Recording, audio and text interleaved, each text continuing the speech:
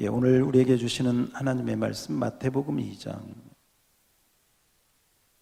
1절로 12절까지 우리 한 절씩 교독하겠습니다. 마태복음 2장 1절입니다. 헤로드 왕 때 예수께서 유대 베들레헴에 나심에 동방으로부터 박사들이 예루살렘에 이르러 말하되 유대인의 왕으로 나신 이가 어디 계시냐?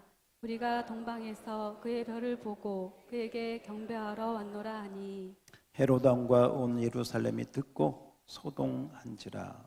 왕이 모든 대제사장과 백성의 서기관들을 모아 그리스도가 어디서 나겠느냐 물으니 이르되 유대 베들레헴이 오니 이는 선지자로 이렇게 기록한 바 또 유대 땅 베들레헴아 너는 유대 고을 중에서 가장 작지 아니하도다. 내게서 한 다스리는 자가 나와서 내 백성 이스라엘의 목자가 되리라 하였음이니이다. 이에 헤롯이 가만히 박사들을 불러 별이 나타난 때를 자세히 묻고 베들레헴으로 보내며 이르되 가서 아기에 대하여 자세히 알아보고 찾거든 내게 고하여 나도 가서 그에게 경배하게 하라. 박사들이 왕의 말을 듣고 갈새 동방에서 보던 그 별이 문득 앞서 인도하여 가다가 아기 있는 곳 위에 머물러 서 있는지라. 그들이 별을 보고 매우 크게 기뻐하고 기뻐하더라. 집에 들어가 아기와 그의 어머니 마리아가 함께 있는 것을 보고 엎드려 아기께 경배하고 보배합을 열어 황금과 유향과 몰약을 예물로 드리니라. 그들은 꿈에 헤롯에게로 돌아가지 말라 지시하심을 받아 다른 길로 고국에 돌아가니라. 아멘. 할렐루야. 자, 우리 서로 인사합시다. 잘 오셨습니다. 은혜 많이 받읍시다. 잘 오셨습니다. 은혜 많이 받읍시다. 오늘도 우리 하나님께서 우리 교회에 귀한 두 분을 이렇게 보내주셨습니다. 우리 김간난 성도님 인도로 우리 김기자 권사님이 이렇게 등록해 주셨고 최순일 권사님이 섬김이로 섬기겠습니다. 우리 김기자 어머니 잠시 한번 일어나시면 우리 한번 환영하겠습니다. 우리 박수로 환영하겠습니다. 할렐루야. 네, 잘 오셨습니다.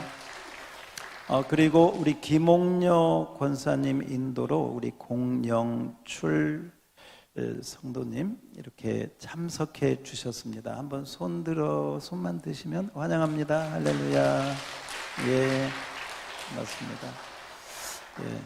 우리 성탄절 주님 앞에 이렇게 등록하고 또 참석해 주셔서 감사합니다. 자, 오늘은 앞에 한번 보시면 따라서 합시다. 기근과 떡집.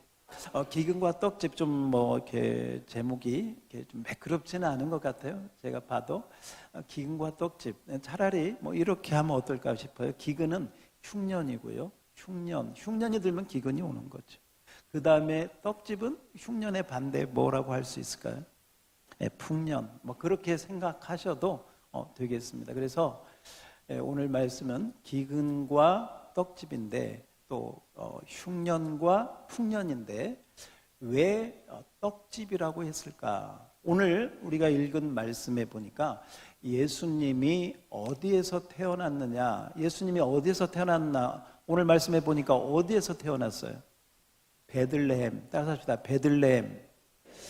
베들레헴을 발음을 잘 하셔야 됩니다. 베들레헴을 발음을 좀 이상하게 하면 이 베둘레헴이 됩니다. 베둘레가 얼마나 되나. 그래서 베들레헴인데요. 이 베들레헴은 글자로 보면 히브리어로 보면 두 글자가 합쳐져서 된 것입니다. 하나는 베이트하고 하나는 레헴, 에헴은 빵이라고 하는 뜻입니다. 빵, 떡 이런 거죠. 그러니까 떡의 베이트는 집이거든요. 그러니까 베이트엘 하면 하나님의 집 베델이 되는 것이고 베들레헴 하면 에헴이 빵이니까 떡이니까 떡의 집, 떡집이 되는 것이다. 한마디로 베들레헴은 뭐다? 떡집이다. 따라서 합시다. 베들레헴은 뭐다? 떡집이다. 떡집. 여러분 우리가요 미스바 하면 우리는 미스바 하면 좀 회개했던 곳? 네, 이렇게 생각하는데 이 이스라엘 사람들은 미스바 하면 망대를 떠올립니다. 망대. 그게 뜻이거든요. 아골 골짜기 하면 우리는 아골 그 사람이 생각이 나는데 아골은 사망의 골짜기, 사망의 골짜기. 그렇게 딱 들어와. 그러니까 미스바는 망대, 아골 골짜기는 사망의 골짜기. 베들레헴은 뭐예요? 떡집. 그러니까 앞으로 베들레헴이 성경에 나오면 뭘로 읽어도 좋다? 떡집으로 읽어도 좋다. 자, 거기까지 우선 우리 일반적인 이야기를 좀 하면서 오늘 말씀은 이제 이런 거예요. 왜 예수님께서 베들레헴에 태어나셨을까? 자, 다시 한번. 왜 예수님께서 떡집에서 태어났을까? 한번 따라서 합시다. 왜 예수님께서 어디에서? 떡집에서 태어났을까? 여러분, 예수님이 태어난 시기도 의미가 있지만 예수님이 태어난 장소도 굉장한 영적인 의미가 있습니다. 예수님께서 다른 데가 아니라 떡집이라고 하는 이름을 가진 베들레헴에서 태어나셨습니다. 떡집에서 예수님이 태어났다. 좀 더 구체적으로 보면 떡집인 베들레헴 가운데서도 짐승들이 있었던, 가축들이 있었던 말 구유에서 태어나셨어요. 그래서 이제 많은 분들이 예수님이 낮은 자리로 오셨다. 이제 이렇게 보기도 하는 것이죠. 그런데 자, 오늘 이 떡집에 대한 말씀을 이렇게 보면서 떡집에 떡이 없을 때가 있고 떡집인데 떡이 없어요. 방앗간인데 찌을 쌀이 없어. 왜 그럴까요? 흉년이 들어서 쌀이 없어. 곡식이 없어. 그래서 떡집에 떡이 없고 방앗간 돌아가는 소리가 그쳤어. 그때는 기근이 온 것이고 흉년이 온 것이다. 따라서 합시다. 기근이 오고 흉년이 온 것이다. 그러니까 이게 이제 반대가 되는 것이죠. 그래서 오늘 우리 대표 기도도 참 은혜롭게 잘 하셨지만 제가 여러분들에게 한번 좀 질문을 하고 싶어요. 지금 여러분의 마음은 흉년인가? 풍년인가? 다시 한번. 여러분의 영적인 여러분의 심령은 기근이 있는 흉년은 아닌가? 정말 풍년인가? 그러면 흉년인가 풍년인가를 어떻게 할 수 있느냐? 여러분 집안에 쌀이 많다고 풍년이 아니고 여러분 예금 통장에 돈이 많이 들어있다고 풍년이 아니라 이런 거죠. 내 마음에 예수 생명의 떡이 풍성한가? 예수 생명의 떡이 풍성하면 입에서요 감사합니다. 예수님. 그리고 입을 열면요 예수로 풍년이 들어서 입에서 누구 얘기가 나와? 예수 얘기가. 오늘도 어떤 우리 교회 어떤 집사님 제가 문자를 받고 통화를 했는데 그런 말씀을 하셔요. 목사님 좀 간증을 좀 하고 싶습니다. 그래서 이분은 풍년이구나. 여러분 그런 거죠. 그러니까 풍년은 뭔가 이렇게 나눠주고 싶고요. 뭔가 이렇게 좀 말하고 싶고. 왜? 예수 풍년입니다. 근데 예수님이 없는 것이 아니라 예수님이 계신데 겨우 조금 흉년이 들어있는 거죠. 그 심령은. 표현하자면 그렇다는 것입니다. 그래서 오늘 말씀을 들으면서 왜 예수님께서 베들레헴 떡집에 오셨는가? 그건 너무 쉬운 것 같아요. 우리한테 뭐 주시려고? 떡 주시려고. 우리 요한복음 6장 35절을 한번 띄워주세요. 앞에 자막을 그냥 보셔도 되겠습니다. 자, 요한복음 6장 35절입니다. 그대로 읽어봅시다. 시작. 예수께서 이르시되 나는 생명의 떡이니 내게 오는 자는 결코 줄이지 아니할 터이요 나를 믿는 자는 영원히 목마르지 아니하리라. 아멘. 할렐루야. 그런데요, 그러니까 이런 거죠. 예수님을 믿으면 흉년이어야 돼요? 풍년이어야 돼? 풍년이어야 돼. 오늘 이 말씀처럼 이 말씀을 한번 그대로 받아봅시다. 지금 이 시간 여기서 제가 아니라 예수님이 여러분 앞에 계신다고 생각하시고 예수님이 지금 이렇게 말씀하세요. 야, 내가 생명의 떡이다. 내게 오면 뭐요? 둘째 줄. 내게 오면 결코 흉년 없다. 기근 없다. 풍년이다. 그 다음에 나를 믿으면 목마르지 않다. 생수가 넘친다. 따라서 합시다. 나를 믿으면 나로 배부르고 생명이 넘치고 풍성하다. 왜? 예수님이 어디에서 왔어요? 떡집에서 와서 우리에게 뭐가 되셨어? 생명의 떡. 따라서 합시다. 생명의 떡. 심지어 예수님께서 뭐라고 말씀하셨냐면요. 요한복음 6장 50절에 보면 요한복음 6장 50절입니다. 앞에 자막 그대로 보세요. 자, 여러분이 한번 읽어주세요. 시작. 이는 하늘에서 내려오는 떡이니 사람으로 하여금 먹고 죽지 아니하게 하는 것이니라. 야, 이건 우리가 그냥 읽으면 뭐 그런가 보다 예수님 하신 말씀인가 다 그렇지 하지만 여러분 정말 눈을 크게 뜨고 앞에 정말 한번 잘 보셔요. 이는 하늘에서 내려온 떡이니 사람으로 하여금 먹고 이 떡을 먹으면 뭐 한다고요? 그러면 사람들 이 떡 먹으러 오겠어 안 오겠어? 왜? 먹으면 예수님 절대 거짓이 없습니다. 51절도 봅시다. 51절 정확하게 이야기합니다. 시작. 나는 하늘에서 내려온 살아있는 떡이니 사람이 이 떡을 먹으면 영생하리라. 할렐루야. 예수님을 먹으면 죽는다 안 죽는다? 안 죽는다. 영생한다. 믿습니까? 예수님을 먹으면 영생한다. 죽지 않는다. 하늘에서 내려온 떡이다.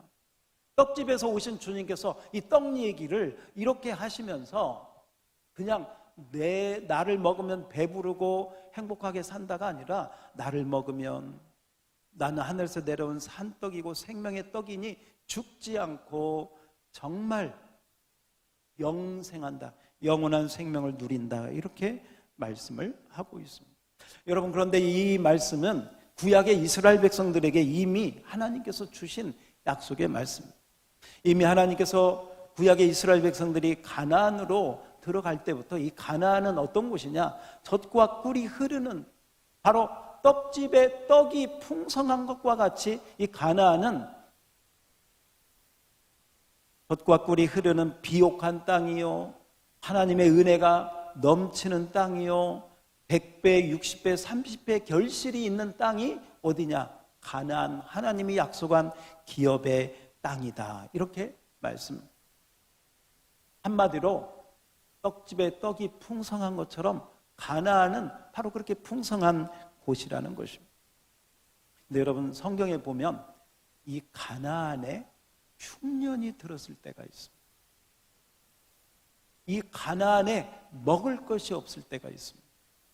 오늘 뭐 그 가운데 제가 한번 세 사례만 이렇게 한번 찾아보았는데 앞에 한번 자막을 보시면 창세기 41장 53절 앞에 이제 이 부분을 보면 여러분이 이제 뭐가 떠올라야 돼요. 자, 애굽 땅에 7해 풍년이 그치고 그 다음에 54절 요셉의 말과 같이 드디어 누가 나와요? 요셉 얘기가 나오네요. 7해 뭐가 들어? 흉년이 들어. 각국의 기근이 있으나 애굽 온 땅에는 다른 데는 다 기근이 있는데 어디에 먹을 게 있어? 애굽에 7년 흉년 7년, 흉년. 여러분 아시죠? 뭐냐면 그 바로가 꿈을 꿨는데 막 암소, 살찐 암소가 꿈에 이렇게 이 하수에서 올라오더니 그냥 야싹 마른 암소 7마리가 오더니 그 7마리 잡아 먹어버려. 근실한 이삭이 올라오더니 아주 파리한 이삭이 와가지고 이 7 이삭을 먹어버려. 이 꿈의 의미가 뭐냐? 요셉이 딱 해몽을 하는데 7년 뭐가 오고 흉년이 오고 그 후에 뭐가 올 거다? 흉년이 올. 그러니까 왕이시여, 우리가 곡식을 잘 준비해서 창고를 크게 지어서 먹을 걸 잘 준비를 해야 됩니다. 흉년 올 때를 대비해야 합니다. 그리고 그 말과 같이 여러분 7년 동안 흉년이 오니까 먹을 것이 없어. 그런데 어디에는 먹을 게 있어? 애굽에는 먹을. 여기서 조금 한 걸음 더 나갑시다. 애굽에 먹을 것이 있었던 것은 그 애굽의 총리로 누가 있었어? 요셉이. 따라서 합시다. 요셉은 예수님의 그림자다. 믿습니까? 요셉이 있었기에 7년, 흉년 동안의 곡식을 준비해서 먹을 것이 있었어. 요셉은 누구의 그림자? 예수님의 그림자. 예수님이 계신 곳에는 먹고 마시는 것이 항상 넘치는 줄 믿습니다. 할렐루야. 그런데 그 땅에 왜 기근이 있었나? 자, 이 부분은 제가 한꺼번에 좀 설명을 하도록 하겠습니다. 자, 그 다음에 하나, 이제 이 부분은 우리가 한번 좀 여러분이 찾아보면 좋겠습니다. 자, 이 부분을 우리가 한번 찾아봅시다. 우리 지난주에 봤던 룻기 1장을 빨리 한번 봅시다. 사사기 다음에 룻기. 사사기 끝나고 룻기, 구약성경 400페이지 정도 잘 보시면 지난번에 봤던 우리 룻기, 보아스 이야기 했죠. 자, 그 룻기의 배경도 흉년으로 시작합니다. 자, 룻기 1장 1절입니다. 룻기 1장 1절. 자, 이럴 때 성경 잘 찾으셔야 돼요. 다 같이 입어봅니다. 시작. 사사들이 치리하던 때에 그 땅에 흉년이 든다. 유다 베들레헴 한 사람이 그의 아내와 2 아들을 데리고 모압 지방에 가서 거류하여. 흉년이 왔대요. 그런데 여기 정확하게 오늘 지명하고 똑같은 지명이 나와. 어디에 흉년이 들었어? 유다 베들레헴에 뭐가 들어서? 흉년이. 먹을 것이 있어 없어? 없어. 그래서 모압 땅으로 지금으로 말하면 이민을 가는 거예요. 이주를 하는 거예요. 먹을 것이 없어서. 한마디로 따라서 합시다. 떡집에 뭐가 없어서? 떡이 없어가지고 다른 나라로 가는 거예요. 우리로 말하면 우리나라에 먹을 게 없어가지고 저 캄보디아나 저 어디 베트남이나 저 라오스나 그런 데로 가는 거예요. 그런 비극적인 상황을 이야기해주고 있습니다. 그런데 왜 흉년이 들었나? 여러분 이 1절을 잘 보면 어떤 시대예요? 어떤 시대? 사사시대. 사사시대. 따라서 합시다. 사사시대. 사사시대는 어떤 시대냐? 거기 성경 펴보신 분은 사사기 맨 마지막 장 마지막 절을 읽어봐요. 25절 시작. 그때 이스라엘의 왕이 없어 사람이 각기 자기 소견에 옳은 대로 행하였더라. 사사시대는 하나님을 왕으로 섬기지 않고 누가 왕이요? 자기가 왕이요. 내가 왕이요. 내 마음대로 다 잘났어. 다 잘났어. 너도 잘났고 나도 잘났고 다 지 마음대로 하나님을 왕으로 모시지 않고 지 마음대로 살았던 시대. 한마디로 말하면 하나님을 떠나서 인간이 이기적이고 교양 많은 그런 시대. 바로 그때에 이 베들레헴에 뭐가 들었다? 흉년이 들었다. 자, 여기서 이제 감을 조금 여러분 잡으셔야 됩니다. 자, 그 다음에 앞에 자막을 봅시다. 열왕기상 17장 1절을 한번 봅시다.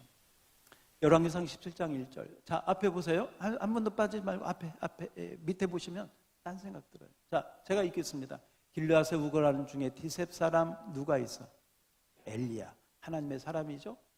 아합에게 말하되. 자, 아합 하면 악한 왕이구나. 하나님을 무시하는 왕이구나.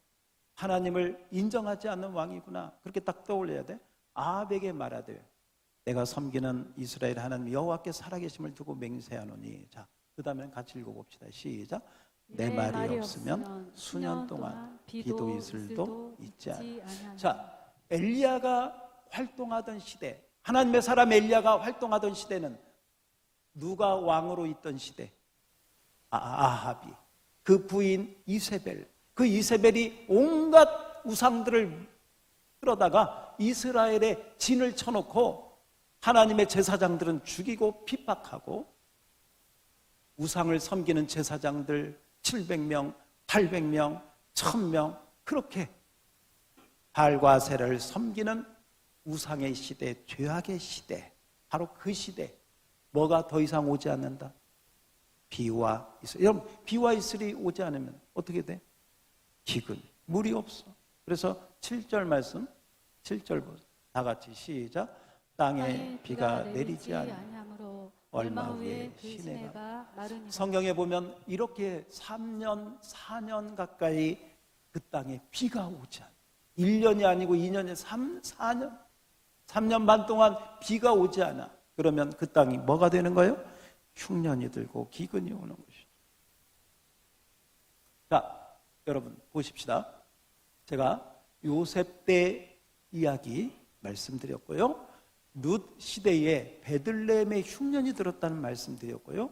아합 시대에 바로 이 비와 이슬이 내리지 않아서 기근이 시작되었다는 이야기를 말씀을 지금 드리고 있습니다. 지금 이 제가 말씀드리는 배경은요, 요셉이 있던 시대는 애굽이지만 그런데 나중에 보니까 이 창세기 41장 57절을 우리 한번 자막을 보시면 여기 같이 읽어봅시다. 여러분이 한번 읽어주세요. 시작. 각국 백성도 양식을 사려고 애굽으로 들어와 요셉에게 이르렀으니 기근이 온 세상에 심함이었더라. 여러분, 제가 한 가지 물어볼게요. 야곱은 이때 이 가나안 땅에 있었습니다. 야곱과 요셉 말고 다른 형제들은 이 가나안 땅에 있었는데 그 가나안 땅에도 먹을 것이 있어 없어? 없어. 그래서 야곱이 형들을 시켜서, 요셉의 형들을 시켜서 여러분 곡식을 사와라 하지 않습니까? 자, 그 상황을 보면 야곱이 있었던 가나안 땅에도 기근과 흉년이 들었어요. 룻 시대에 있었던 그 유다 베들레헴에도 뭐가 들었어? 흉년이 들었어. 아합이 다스리던 북이스라엘 바로 엘리야 시대, 그때에도 비와 이슬이 오지 않아서 기근과 뭐가 들어? 흉년이 들었어. 원래는 하나님이 약속한 가나안 땅은 풍성하고 흉년이 들면 돼요, 안 돼요? 안 되는 곳이에요. 하나님은 젖과 꿀이 흐르는, 지금으로 말하면 항상 풍년이 오는 땅이 그 땅인데 그 땅에 흉년이 왔어요. 베들레헴에 흉년이 왔어. 떡집에 떡이 떨어졌어. 자, 그러면 어떻게 해야 되나? 자, 오늘 이렇게 한번 말씀드려볼게요. 예수님이 생명의 떡인데 내 심령이 흉년이 온 것 같아. 내 심령이 메마른 것 같아. 이유가 뭘까? 뭐가 문제일까? 왜 하나님이 약속한 가나안 땅에 흉년이 와서 비도 이슬도 안 오고 먹을 것이 없어가지고 다른 나라로 가야만 되는 상황이 왜 왔을까? 생각해봐요. 일찍이 하나님의 사람 솔로몬이 성령이 충만하고 믿음이 충만했을 때 성전을 지으면서요, 아마 이러한 상황을 예견한 것 같아요. 그래서 뭐라고 기도했느냐? 하나님, 하나님이 약속한 이 땅에 혹시 기근이나 흉년이나 전염병이나 이런 것들이 오게 되면 우리가 이 건축한 이 성전에서 하나님을 향하여 손을 들고 회개하면 주여 그 흉년이 그치게 하시고 그 기근이 중단되고 하나님의 은혜가 임하게 하소서 하고 솔로몬이 성전의 기도를 그렇게 올려드렸습니다. 그 기도가 역대하 6장 28절에 나옵니다. 한번 우리 자막을 보겠습니다. 역대하 6장 28절에 보면 솔로몬이 이렇게 기도합니다. 이게 기도한 내용이에요. 다 같이 읽어봐요. 여러분이 솔로몬이라고 생각하고 한번 읽어봅시다. 시작. 만일 이 땅에 기근이나 전염병이 있거나 곡식이 시들거나 깐부기가 나거나 메뚜기나 황충이 나거나 적국이 와서 성읍들을 에워싸거나 무슨 재앙이나 무슨 질병이 있거나를 막노. 자, 이런 거죠. 한마디로 하나님이 약속한 그 약속의 땅은 은혜와 하나님의 축복과 정말 적과 그 기름이 풍성한 은혜가 있어야 되는데 그곳이 메말랐어. 기근이 오고 전염병이 오고 사람들이 죽어가고 사람들이 먹을 것이 없어서 기근에 허덕이고 이런 때가 오거든. 그 얘기. 그래서 이 말씀 다음이 손을 들고 하나님 앞에 회개하고 기도하면 주여 우리 죄를 사하시고 은혜를 베풀어 주시옵소서.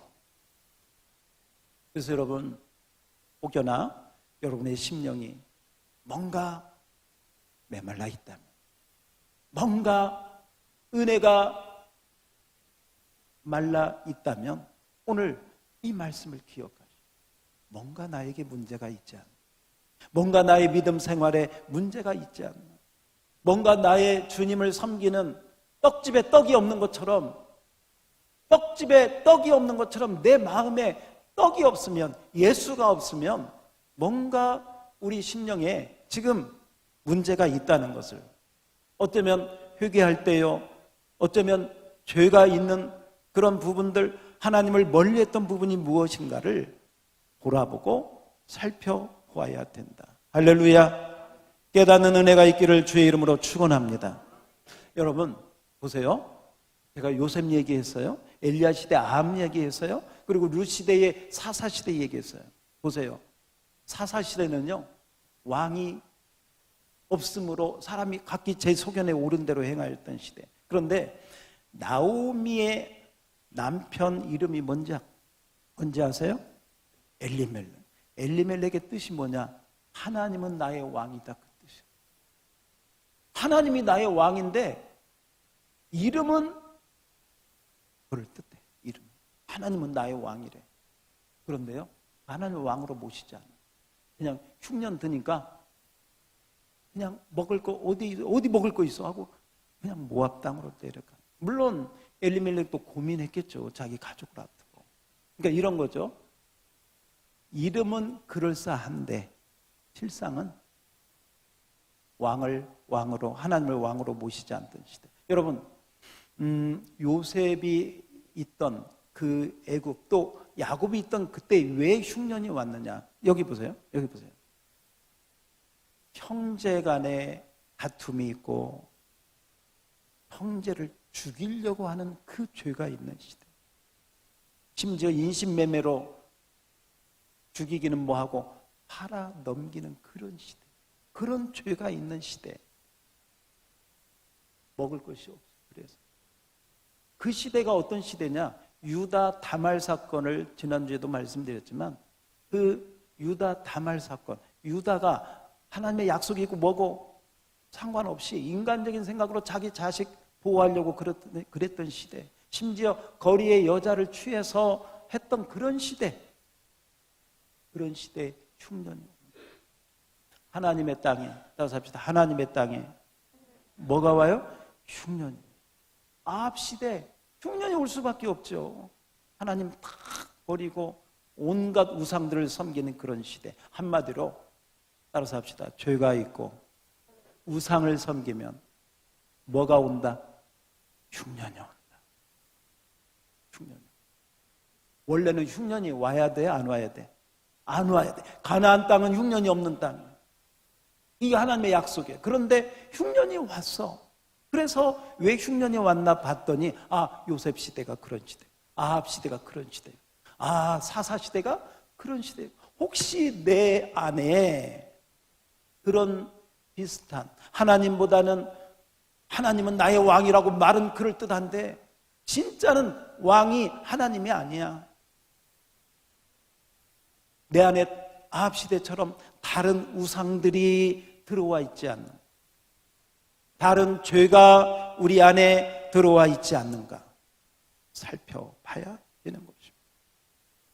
그런데 여러분, 놀라운 것은 우리가 우리 죄를 자백하고 회개하면 하나님은 한없는 은혜를 베풀어 주시고 용서해 주시는 줄 믿습니다. 회복의 은혜를 주시는 줄 믿습니다. 그게 하나님의 은혜입니다. 오늘 여러분, 그 기근과 흉년이 왜 왔는가, 그리고 어떻게 해야 다시 떡집에 떡이 풍성하고 베들레헴에 하나님의 은혜가 풍성한 그런 은혜를 우리가 맛볼 수 있는가 하고 생각을 해봐야 되는 것입니다.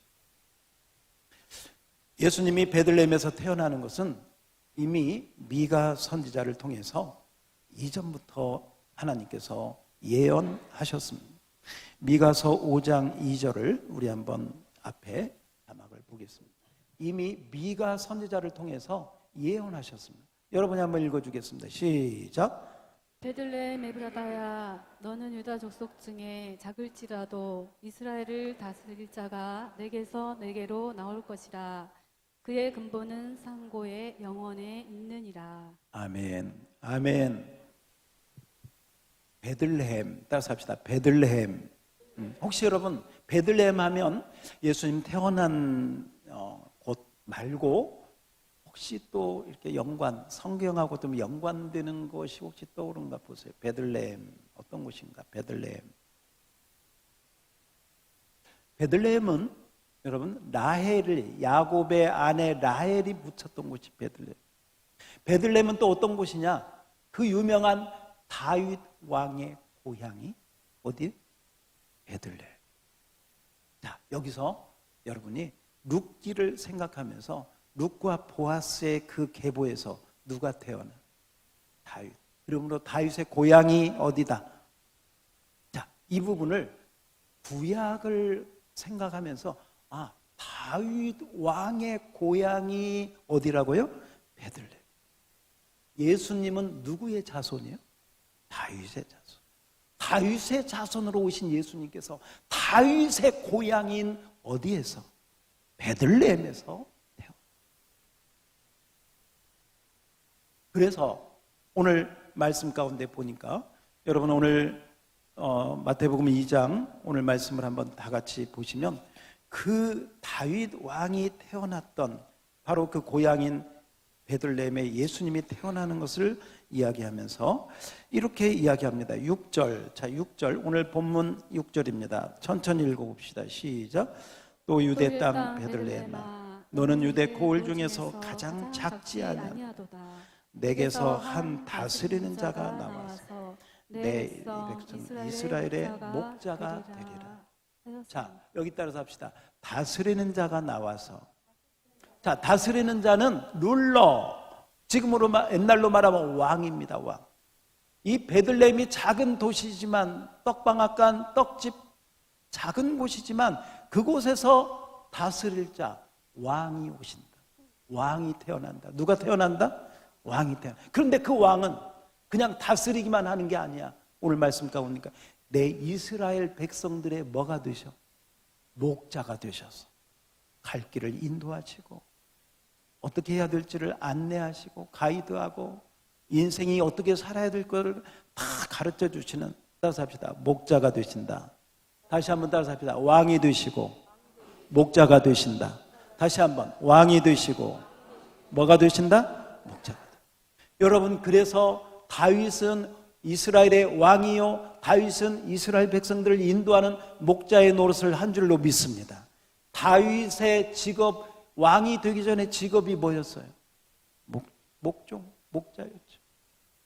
이 다윗의 그림을 신약으로 딱 펼쳐보면 이 다윗과 딱 연결되는 한 분이 우리가 믿는 하나님의 아들 누구다? 예수 그리스도. 예수 그리스도는 우리의 왕이요 우리의 목자가 되시는 줄 믿습니다. 생명의 떡이신 그분이 그냥 우리에게 먹을 것만 주는 게 아니라 우리를 다스리는 왕이 되시고 우리를 인도하는, 우리의 인생을 인도하는 목자가 되시는 줄 믿습니다. 그런데 사람들이 이 예수님이 누구신지를 모르니까 배고파해. 먹을 것이 없어서 배고파하는 게 아니에요. 지금 먹을 것이 차고 넘쳐. 너무 많이 먹어서 탈이야 지금. 우리나라 같은 경우 말이에요. 그런데 여러분, 고통 가운데 정말 비참한 고통이 뭐냐면 못 먹는 고통. 어떤 사람이 그래요. 칼에 찔려 죽는 것보다, 총에 맞아 죽는 것보다 그 고통이 뭐냐? 먹을 것이 없어가지고 이렇게 기근으로 말라 죽는 사람. 이게 고통이거든요. 그런데 여러분, 이게 고통이고 이게 어떤 말하자면 지옥과 같은 바로 그런 부분이 그런 고통이 있는 곳인데, 천국은 뭐냐? 먹을 것이 넘치는. 그래서 여러분 성경에 보면 천국에 대한 이야기를 우리 주님께서 하셨는데, 성경에 보면 이렇게 말합니다. 계시록 7장 16절 한번 우리 앞에 자막을 그냥 보셔요. 다 같이 시작. 그들이 다시는 줄이지도 않냐 목마르지도 않냐. 예, 여기 이게 천국에 있는 모습인데, 이 천국에는 뭐가 없다? 줄이는 것이 없다. 배고픔이 없다라고 말씀합니다. 뿐만이 아닙니다. 여러분 계시록 2장 17절 말씀에 보면, 계시록 2장 17절 제가 앞에 읽어볼게요. 귀 있는 자는 성령이 교회들에게 하시는 말씀을 들을지어다. 그 다음 같이 읽어봐요. 시작. 이게는 그에게는 내가 감추었던 만나가 뭐예요? 하나님이 주신 하늘의 떡인 줄 믿습니다. 하나님이 감추었던 만나를 사모하는 자에게, 이기는 자에게 만나를 주신다. 오늘 제가 이런저런 말씀을 여러분에게 이렇게 드렸는데, 예수님은 떡집에서 오셨다. 떡집에서 오신 예수님께서 내가 생명의 떡이고 나를 먹는 자는 영원히 죽지 아니하리라. 영원히 죽지 아니하리라. 목마르지 않고 배고프지 않고 항상 풍성하리라. 그렇게 말씀을 하셨다는 것입니다. 그리고 우리가 잘 아는 말씀인데요. 계시록 3장 20절을 한번 여러분이 잘 아는 말씀, 우리 전도할 때도 마음 문을 여세요. 예수님이 들어가십니다. 이렇게 사용하는 본문이죠. 내가 문 밖에 서서 두드리노니. 자, 누가 두드려요? 예수님이 우리 마음에 들어오시려고. 오늘 방문하신 분 들어오셨는데, 예수님이 우리 형제님 마음을 두드리신다. 그래서 누구든지, 여기서 누구든지는요, 정말 누구든지, 죄인이든 죄가 많든 적든 여자든 남자든 나이가 많든 적든 가난하든 부자든 상관없어요. 누구든지 내 음성을 듣고, 예수님의 음성을 듣고 문을 열면, 마음 문을 열면, 자, 그 다음부터 다 같이 읽어봐요. 시작. 내가 그에게로 들어가 그와 더불어 먹고 그는 나와 더불어 먹으리라. 이 말씀이 저는 참 오늘 말씀을 준비하면서, 야, 예수 믿는 것은 먹는 거구나. 다시 한번, 예수 믿는 것은 뭐 하는 거다? 먹는 거다. 여러분, 다른 세상에 먹을 거 생각하지 마시고 예수님 좀 먹으시기 바랍니다. 예수님이 그랬어요. 내가 생명의 떡이다. 내 살을 먹어라. 내 피를 마셔라. 예수님이 진짜, 예수님은 빵과 같고 떡과 같고 밥과 같고, 예수 믿는 것은 예수를 먹는 것이다. 예수님과 함께 먹는 것이다. 이 말씀. 예수 믿는 것은 누구와 함께? 예수님과 함께 뭐 하는 것이다? 먹는 것이다. 자, 여러분, 만약에 여러분이 가장 좋아하는 친구를 만났어. 그래서 여러분이 다녀본 장소 가운데 뷰가 가장 좋은 곳을 선택했어. 그리고 거기 레스토랑에 가서 여러분이 가장 좋아하는 음식을 시켰어. 그리고 정말 날씨 좋을 때 가장 친한 친구하고 정말 맛있는 음식을 거기서 먹고, 그곳이 어디다? 그게 천국이야. 자, 그거 한번 생각해. 그와 같이 예수님과 함께 생명의 떡을 먹고 생수를 마시고, 그것이 믿음 생활이요, 신앙 생활인 줄 믿습니다. 제가 이 말씀을 하는 이유는 이거예요. 여러분, 엘리멜렉이요, 하나님은 나의 왕이시다. 왕이기는 무슨 왕? 지가 왕이면서. 그러니까 우리가 그런 거예요. 우리가 뭐 성도요, 집사요, 권사요, 직분들은 다 그럴듯하게 가지고 있는데, 실상은 엘리멜렉 시대처럼 흉년이 들어와 있을 수도 있고, 실상은 하나님이 약속한 땅인데 거기 흉년이 왔어. 그러면 어떻게 해야 되냐? 왜 흉년이 왔을까? 왜 떡집에 떡이 떨어졌을까? 돌아보고 회개하고, 내가 하나님을 멀리한 것은 없는가? 하나님과 나 사이에 우상은 없는가? 막힌 담은 없는가? 내가 하나님보다 더 사랑했던 것은 없는가? 돌아보고, 우리 아까 본 것처럼 솔로몬의 기도처럼 손을 들고 하나님 앞에 회개하고 기도하면 하나님이 다시 한번 풍성한 은혜를, 풍년의 은혜를 우리에게 허락해 주실 줄 믿습니다. 이 성탄은 베들레헴의 떡집에 오신 그 주님을 우리가 기다리면서, 여러분의 심령이 정말 기근이 들었다면 비가 오기 시작하고, 정말 흉년이 들었다면 다시 곡식이 맺혀서, 정말 주님 오시는 25일 성탄절에는 풍성한 은혜가 차고 넘치기를 주의 이름으로 축복합니다. 오늘 말씀을 준비하면서 그런 생각을 좀 해봤습니다. 아까 제가 질문한 것처럼 예수님은 생명의 떡이요 생명의 빵인데 어떻게 예수님을 먹을 수 있을까? 자, 이제 이건 우리 결론적인 부분이고 중요한 부분이 되겠습니다. 한번 따라서 합시다. 어떻게 예수님을 먹을 수 있을까? 좀 표현이 좀 그렇지만 저는 성경에 나온 대로 하는 것입니다. 예수님이 그렇게 요한복음 6장에 보면 내가 생명의 떡이니 나를 먹는 자는 그렇게 말씀하셨기 때문에, 그래서 꼭 기억하셔야 됩니다. 예수를 믿는 것은 교회 다니는 게 아니고 예수를 먹는 것이다. 예수님과 함께 먹는 것이다. 그럼 예수님을 어떻게 먹느냐? 좀 끔찍한 얘기 하나 하겠습니다. 식인종 부부가 있었어요. 식인종 부부가 갓난아이를 낳고 나서 그랬답니다. 여보, 식기 전에 먹읍시다.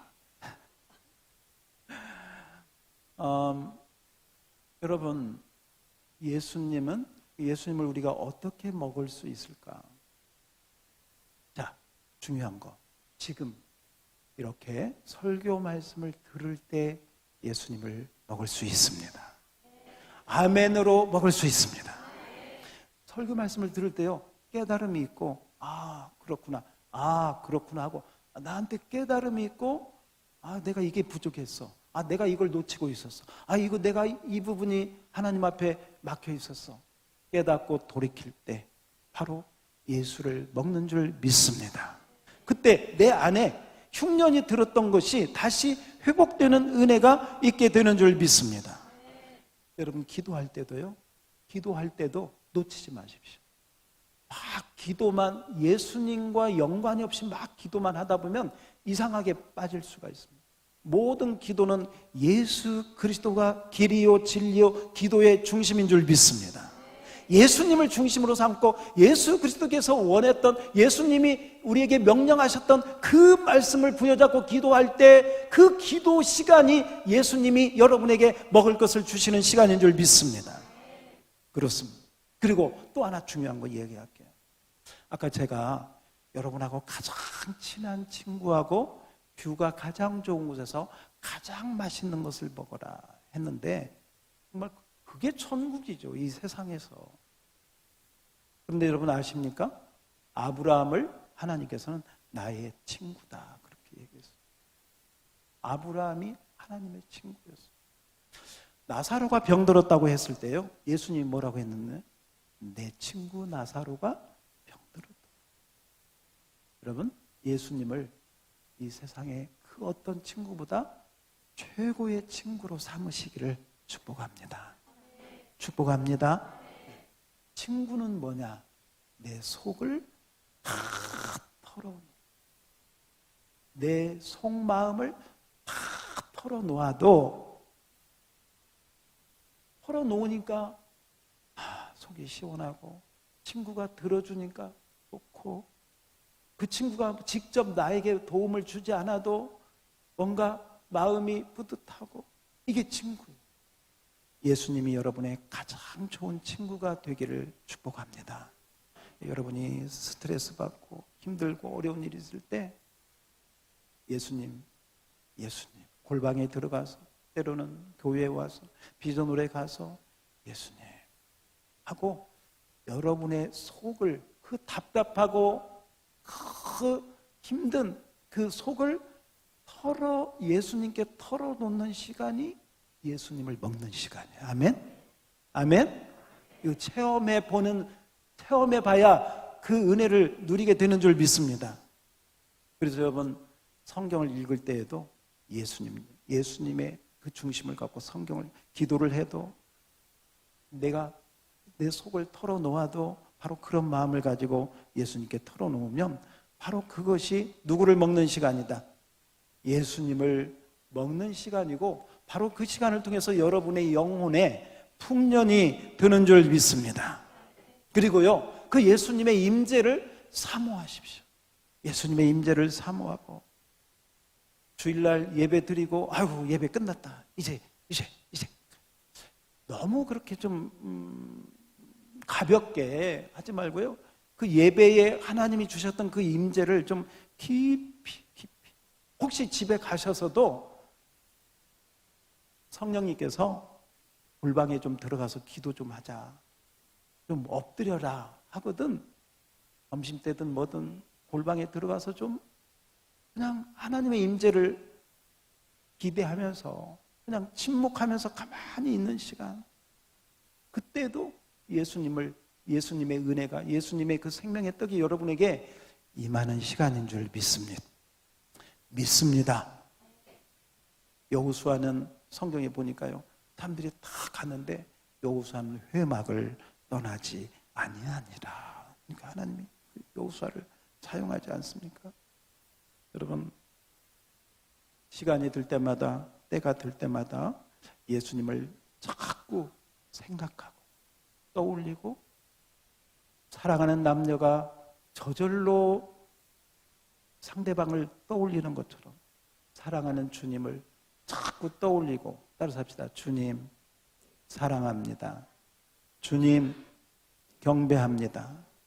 주님 어떻게 할까요? 어떻게 할까요? 할 때가 많잖아요. 우리 인생 살다 보면 이것도 결정인 저것도, 그때마다 주님을 떠올리고, 그때 주님이 여러분에게 생명의 떡이 될 줄로 믿습니다. 오늘 핵심, 예수님이 베들레헴에서 태어났다, 그 지식 알아야 되죠. 근데 그 지식은 우리에게 떡을 주지 못해요. 그 떡집에서 태어난 그 주님과 내가 교제가 있고, 같이 먹을 게 있고, 같이 나눌 게 있고, 그 예수님이 진정 내 안에 생명의 떡이 될 때 여러분의 심령이 베들레헴이 될 줄로 믿습니다. 베들레헴이 되어서 정말 떡이 풍성한 떡집이 될 줄 믿습니다. 그 은혜를 누리시기를 축복합니다. 양무리 교회 올 때마다 바로 그 풍성한 은혜를 누리고 또 누려서 여러분의 심령에, 우리 아까 초두에 말씀드린 것처럼 내 심령에 풍년이 들면 나눠주고 싶어. 예수가 입을 열면 예수가 나오고, 입을 열면 하나님이 나오고, 감사가 나오고, 할렐루야. 이게 내 안에 풍년이 든 거예요. 근데 흉년이 들면 부정적인 것만, 그냥 짜증만 나고 스트레스만 나고 막 입에, 이게 이제 흉년이 들었다는 증거예요. 원래 하나님의 백성들에게는 하나님의 땅 가나안 땅에 흉년이 없는 것처럼 그렇게 돼야 되거든요. 그래서 오늘 이 말씀을 여러분들이 기억하고, 그 다음에 따라서 합시다. 우리 양무리 교회가 베들레헴이 되어야 된다. 아멘. 우리 교회가 떡집이 되어야 떡 먹으러 사람들이 모이게 될 줄로 믿습니다. 네. 양무리 교회가 하니까 정말 떡이, 여러분 오늘도 가실 때 여러분 떡을 드립니다. 오늘 우리 전상희 자매님 아버님이 딸이 세례받은 게 너무 감사하다고 또 이렇게 떡을 해서 섬겨서, 혹시 여러분 떡을 너무 많이 계속 매주마다 지금 떡을 먹어서 좀 걱정도 되는데, 어쨌건 오늘 베들레헴 그 은혜를 풍성히 누려서 우리 교회가 정말 베들레헴 풍년의 떡집이 돼서 우리 교회 오는 자마다 배부르고 예수님으로 배불러서 넘치는 은혜 가운데 살아가는 그런 교회가 되도록 서로 함께 이 아름다운 교회를 섬겨가고 또 함께 가꾸어 가기를 주의 이름으로 축복합니다.